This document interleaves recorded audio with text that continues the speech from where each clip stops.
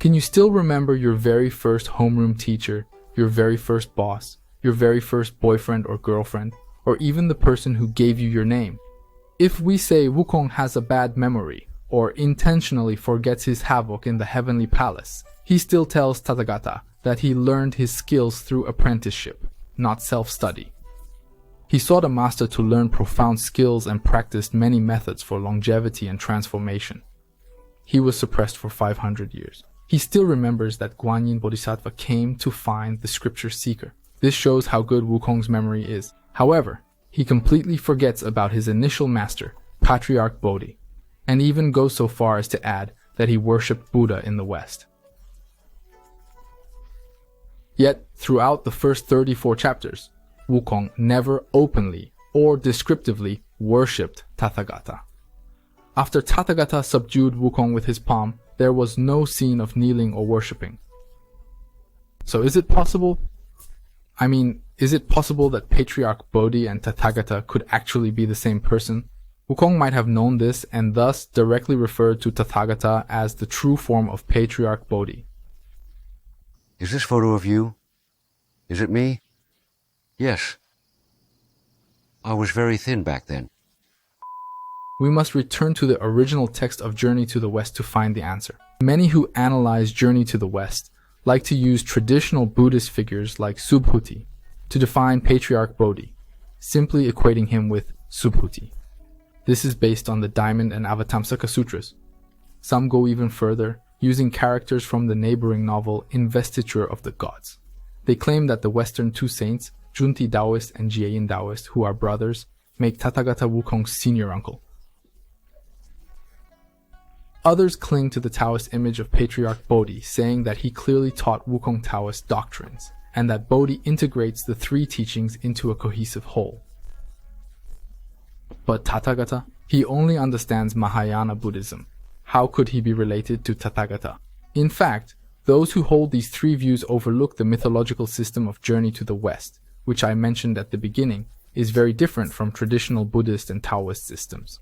In Journey to the West, the systems of Tathagata and Amitabha Buddha are merged. This means that the current Buddha of the Saha world and the Buddha of the Western Pure Land are combined. Even Amitabha's attendants, Guanyin Bodhisattva and Mahastama Prapta, can transform into Tathagata's disciples. Forcing traditional religious interpretations onto similar or identical names, like Bodhi being a disciple of Tathagata, is a bit of a lazy theory that falls apart on its own. Secondly, forcing the relationship between Junti Taoist and Jieyin Taoist from Investiture of the Gods onto Journey to the West is also incorrect. Academic research shows Journey to the West was written before Investiture of the Gods. Using a later book to set the context for an earlier one lacks true insight.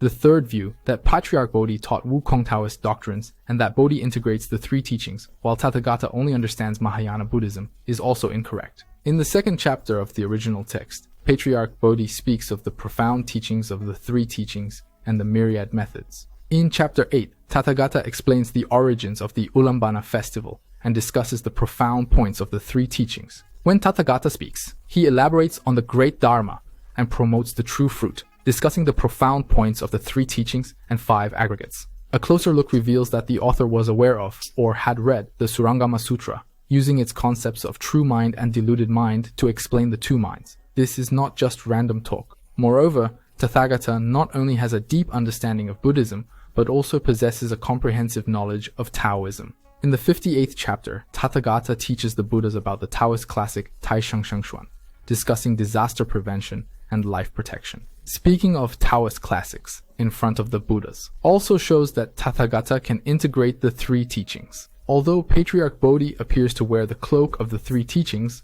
the skills he teaches Wukong are Buddhist. In the first chapter of Journey to the West, the poem describing Patriarch Bodhi already calls him a sage among sages. The term Great Enlightened Golden Immortal was used after Emperor Huizong of Song abolished Buddhism, referring to Buddha Shakyamuni. Similarly, terms like Guanyin Bodhisattva are used. Terms like Western Wonderful Appearance, Unborn and Undying, and Great Dharma, Master of Emptiness and Silence are all Buddhist terms. The term True Suchness appears 4 times in the entire text, 1 time in this poem and 1 time in the opening poem of the 14th chapter. If you know there is nothing, there is no mind, that is the Dharma body of true suchness. The first time, it was in chapter 77, when the demons worshipped the true nature of Buddha. Here, it refers to Wukong fighting the 3 demons of Lion Camel Ridge, and worshipping the true nature means worshipping Buddha at Mount Ling. The last time is in chapter 98, titled Achieving Perfection and Seeing the True Nature, where the 4 disciples successfully meet the true nature, which means worshipping Tathagata and obtaining the scriptures. The reason why many people today think that Patriarch Bodhi could never be related to Tathagata is mainly due to the portrayal of Patriarch Bodhi as a Taoist in the TV adaptation of Journey to the West. However, the original novel never mentioned this. It's just that people were influenced by the TV series and naturally imagined Patriarch Bodhi as a Taoist with an immortal demeanor.